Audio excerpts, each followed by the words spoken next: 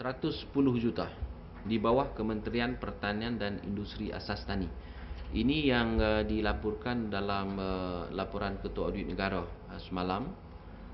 Maknanya ada berlaku ketirisan ataupun berlaku salah urus yang mengakibatkan petani sepatutnya menikmati inisiatif yang diberikan kerajaan itu tetapi tidak diberikan kepada mereka.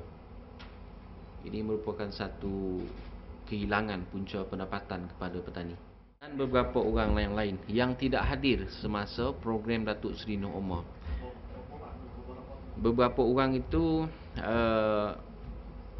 saya tidak dapat data lengkap, tetapi saya percaya yang dilaporkan kepada saya itu hari lebih daripada 3 orang. Yang kita nak tekankan ialah bagaimana keadaan ini boleh berlaku. Siapa Noh Omar yang bila dia tak datang program, peniaga-peniaga pun kena gantung. Alasan ini tidak dikemukakan kerana mereka disebutkan di sini, saya baca, adalah dengan ini surat daripada agensi terlibat bertarikh 12 September 2011 dirujuk dan berkaitan. Sehubungan itu Puan dikenal pasti telah gagal mematuhi arahan menghadiri program perjumpaan Yang Berhormat Menteri Pertanian dan Industri Asas Tani bersama usahawan pasar tani wilayah tengah pada 19 September 2011. Oleh itu duka cita dimaklumkan bahawa tapak perniagaan Puan bagi pasar tani yang dinyatakan di atas digantung pada 16, 23, 30 Oktober dan 6 hari bulan November 2011. Sebab tak ada program menteri saja, peniaga ni digantung daripada perniagaan. Pendapatan daripada perniagaan dia ini, seminggu sekali dia berniaga.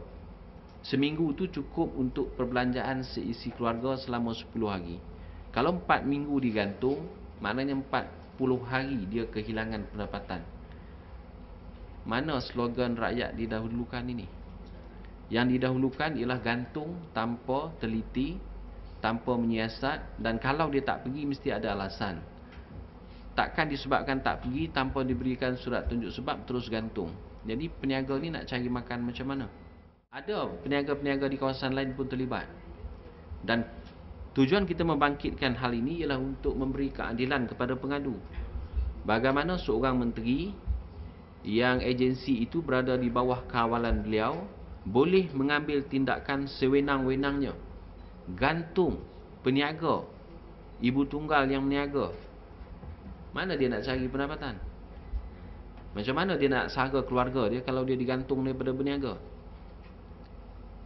Ini persoalan pokok. Persoalan pokok di sini ialah berlaku ketidakadilan kepada peniaga ini.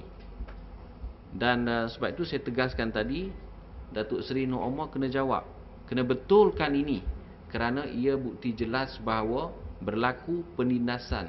Dan kalau dia tidak betulkan, seperti yang saya sebut awal tadi, ini mengesahkan bahawa UMNO Selangor, Barisan Nasional ini zalim kepada rakyat. Rakyat tak pergi program dia pun dia boleh gantung sesuka hati. Mana ada dalam negara kita macam itu? Dia tidak nyatakan dengan jelas di sini, tetapi saya dipahamkan oleh pengusaha itu ada satu program perjumpaan dengan Menteri Pertanian dan Industri Asas Tani. Takkan tak pergi jumpa program dengan menteri kena gantung. Edar dadah pun naik mahkamah dulu. Lepas beberapa proses baru digantung. Ini terus gantung. Tak pergi terus gantung. 4 minggu pula tu. Jadi kena ada asas. Kalau nak jadi menteri yang nampak kuasa penuh pun, jangan nampak menteri yang zalim. Kena nampak menteri yang sikit berhemah. Kalau menteri panggil macam ini, agensi yang berada di bawah kawalan dia pun dia tak dapat kontrol. Bagaimana dia nak kontrol dan memberi jaminan akan berlakunya keadilan kepada seluruh rakyat di Selangor?